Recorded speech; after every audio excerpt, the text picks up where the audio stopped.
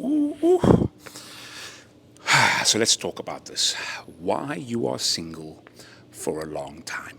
So whether this is being single for a year, 3 years, 5 years, 10 years, 20 years, maybe you are a 40-year-old that hasn't had a girlfriend, you know, 40-year-old virgin action. Why you are single for a long time. And this video can go on for a long time, but I just want to give you, I'm probably going to do a part two on this. Let me know in the comments below if I should do a part two on this. But, I've come to realize many a times you are single.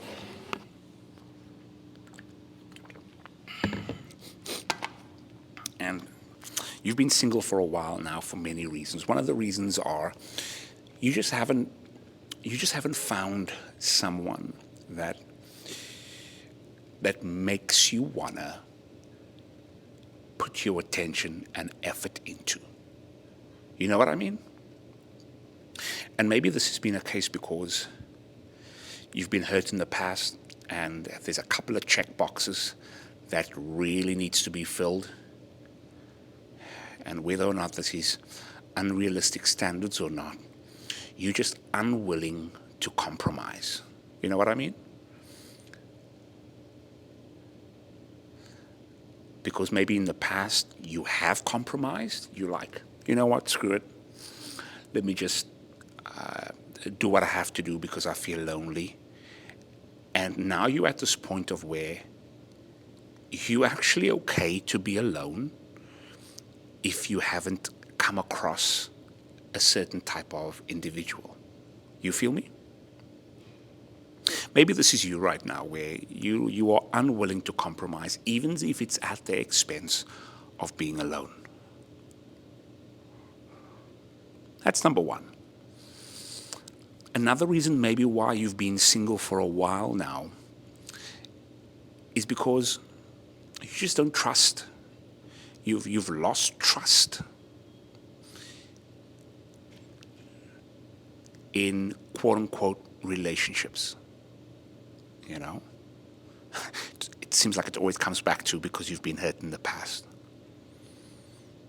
And you're like, you know what? My heart cannot go through another breakup. My heart cannot go through another, you know? And you're like, nah, I rather be cold as ice, and I rather play the field. I rather stay single and play the field.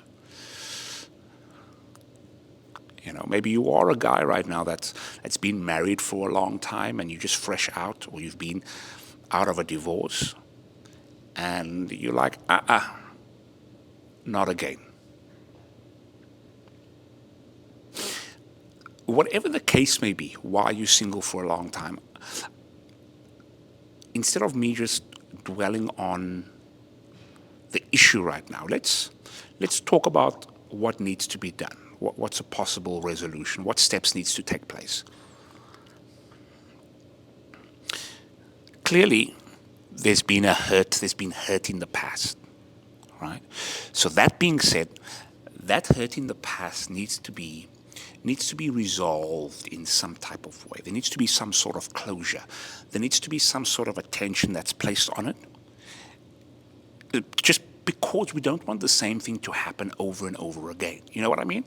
I don't want you to go into another relationship now because you're single and because you're lonely, and the same thing happens, and it's this constant cycle of giving it a try and getting hurt, giving it a try and getting hurt.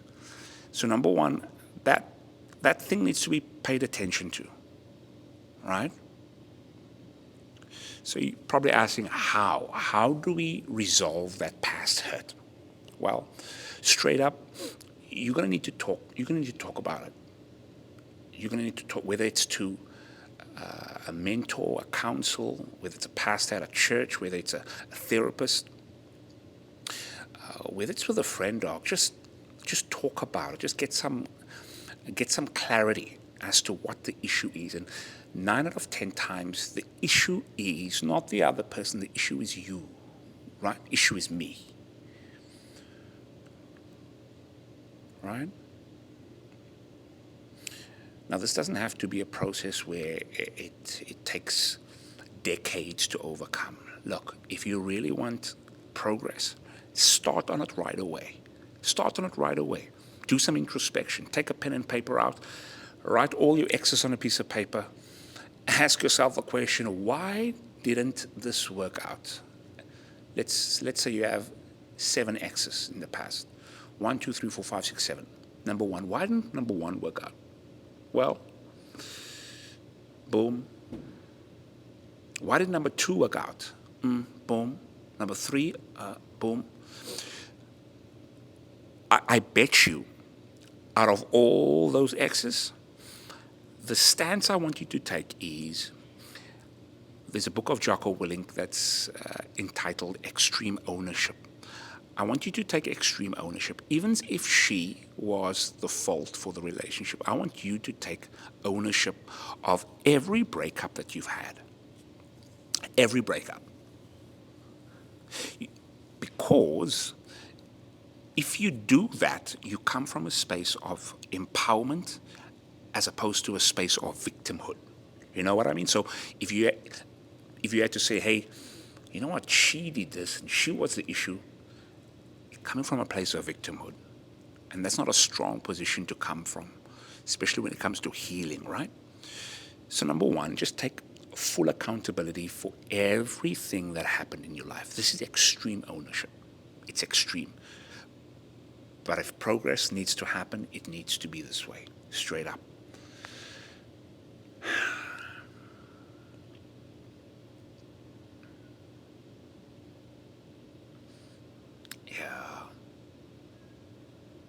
Look, I just did a video, one of my recent videos, where essentially I said it's okay to be single. As long as you're on your mission and your purpose in life, look, if you are still single right now and it's been a while, it's okay. It's okay.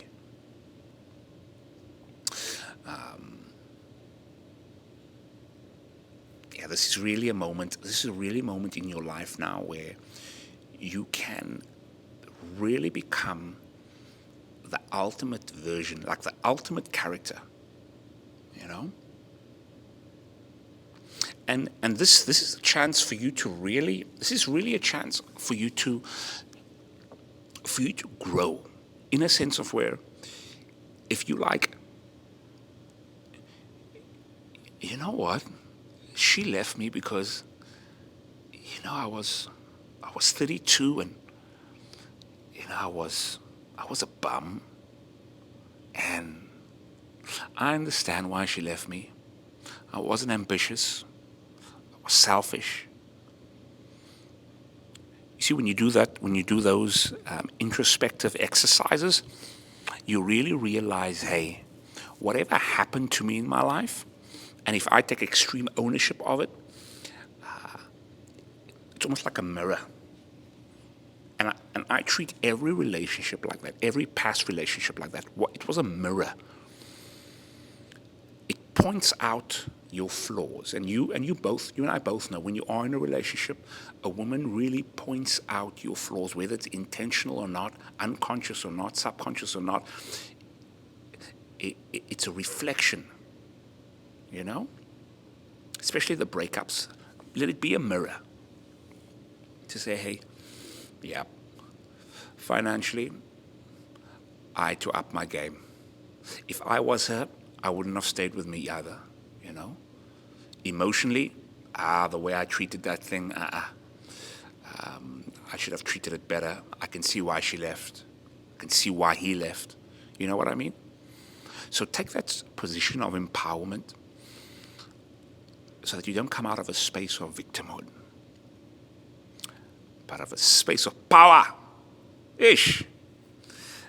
I'm glad we're able to have this chat. I think I need to do a part 2 of this particular topic, because there's so much that needs to be said. We're going into summer right now here in Canada. I mean, we're going into spring and then summer. I know in South Africa they're going into fall and then winter.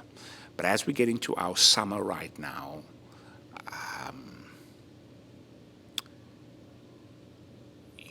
they call it breakup season, right? Where I need to do a part 2 of this, getting into summer.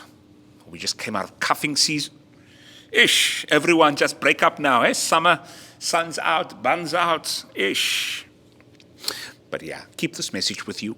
Come from a space of empowerment. Do that exercise that I shared with you. Really analyze what happened in the past.